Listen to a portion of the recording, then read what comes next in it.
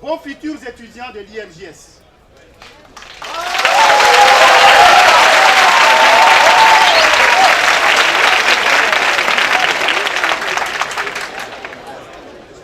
Monsieur le ministre, ils sont arrivés ce matin nombreux, plus de 1500 pour compétir. Je voudrais, avec votre autorisation, vous prier d'accepter de leur dire quelques mots. Merci, monsieur le ministre.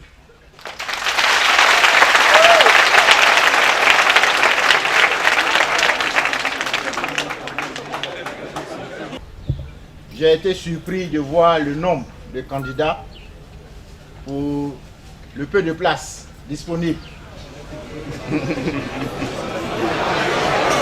C'est ça la vérité.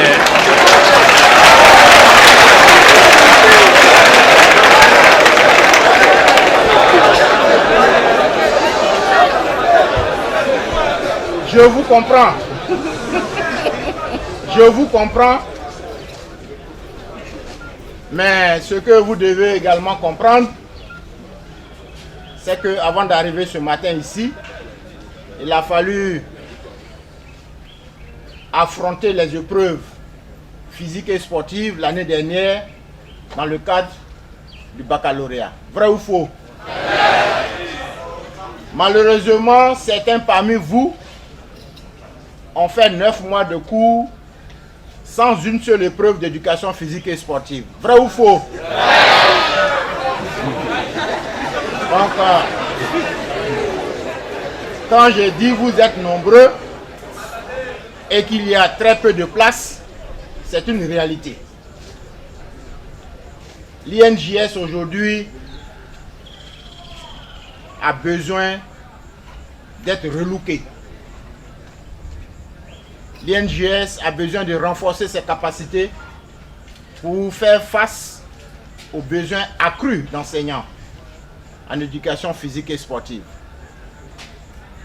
Ce n'est pas l'INJS seul qui est concerné par les réformes. C'est tout le milieu du sport en Côte d'Ivoire qui est concerné par ces réformes. Mais pour qu'il y ait un sport de qualité, un sport de combativité, un sport de haute compétition, il faut des encadreurs de qualité. Certains parmi vous qui sont passés ici, qui sont dans des établissements, en ce moment, se tournent les pouces, pour la simple raison qu'il n'y a pas de site pour enseigner l'éducation physique et sportive. Il y a des écoles qui n'ont jamais eu de terrain de sport. Vrai ou faux? Donc comprenez que les 5 ans que vous allez passer ici, pour ceux qui seront retenus, doivent vous permettre d'être des modèles pour les élèves que vous voulez encadrer demain. Si vous n'êtes pas de modèle, je suis désolé, les élèves ne seront pas des modèles. On ira aux compétitions, après avoir forcé la main à l'État pour financer les compétitions, et on sera toujours dernier. Or, avec le président de la République, participer pour participer, c'est fini. On doit participer pour gagner. Je vais vous faire observer que il y a quelques années, alors que nous étions des amateurs du basketball. Il y a ce qu'on appelait les 5 majeurs de part et d'autre sur le terrain, qui étaient soit des étudiants en médecine, Bac plus 5 pour certains, Bac plus 7 pour d'autres, soit c'était des enseignants, professeurs à l'INJS ou bien des athlètes de haut niveau. L'INJS a vu passer beaucoup de champions. Et je souhaite que ceux parmi vous qui vont être retenus soient les futurs champions qui vont encadrer d'autres champions.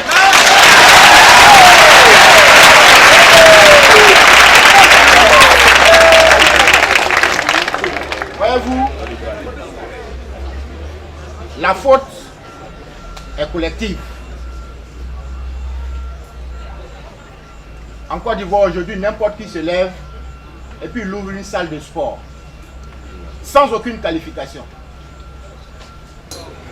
Le sport est certes une activité de distraction, mais il faut retenir que c'est une activité d'éducation et surtout d'insertion. La Côte d'Ivoire au XXe siècle était une nation sportive. Nous sommes au XXIe siècle. Avec toutes les techniques modernes, la Côte d'Ivoire doit être une super nation sportive.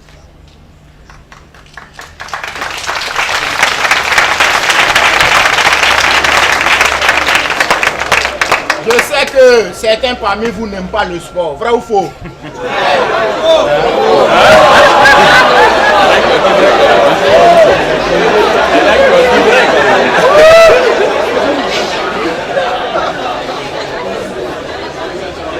Je pose cette question et je prends acte des réponses pour vous expliquer que vouloir être fonctionnaire à cause du salaire que la fonction publique assure n'est pas un bon choix. Je serai présent pour voir quels sont ceux qui seront les meilleurs. Parce que certains vont chercher à tricher, d'autres ont déjà...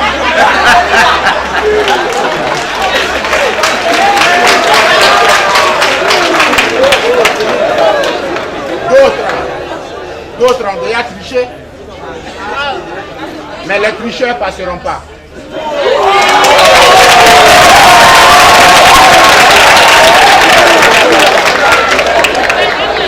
Je pense, on lit, on dit admis, et puis tu passes.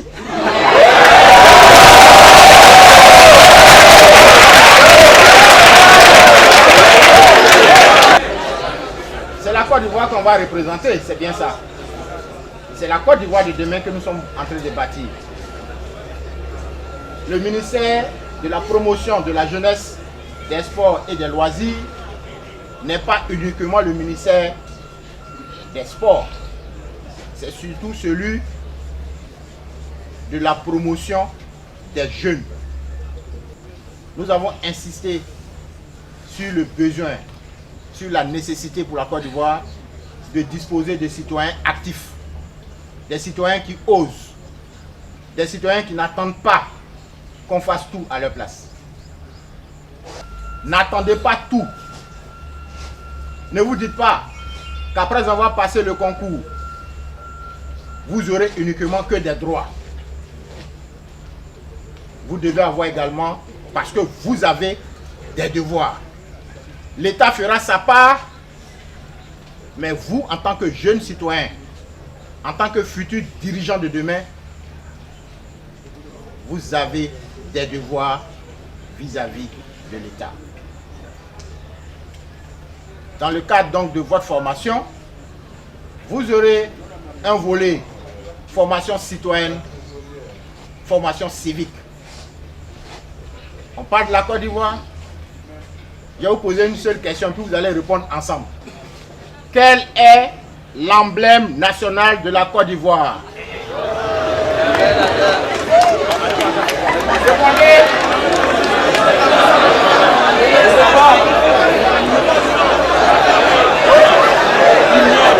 Répondez. Et non, d'accord. Quoi? Lève-toi. Quel est l'emblème national de la Côte d'Ivoire? Merci beaucoup. Levez-vous. Ouais, Brésilien, levez-vous. Quel est l'emblème national de la Côte d'Ivoire? Jeune homme, levez-vous. Quel est l'emblème national de la Côte d'Ivoire? L'emblème national de la Côte d'Ivoire. Il y a plus de 3 jeunes. Quel est l'emblème national de la Côte d'Ivoire? Mademoiselle en lunette, levez-vous. Quel est l'emblème national de la Côte d'Ivoire?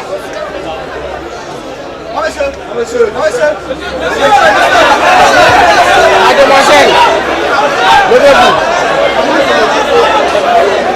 Mademoiselle, levez-vous. Quel est l'emblème national de la Côte d'Ivoire?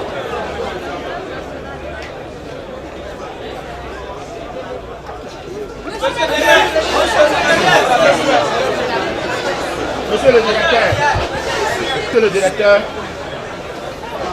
messieurs les encadreurs, écoutez-moi très bien. Ce matin, j'ai posé une seule question aux étudiants ici qui veulent être des enseignants, des éducateurs. Je pense qu'on va surprendre ce concours. C'est une honte pour notre pays. Des bacheliers, candidats pour être des éducateurs. Vous allez former des jeunes. J'ai interrogé 6 personnes. 3 jeunes gens et 3 jeunes filles. 6 personnes. La réponse, vous ne la connaissez pas.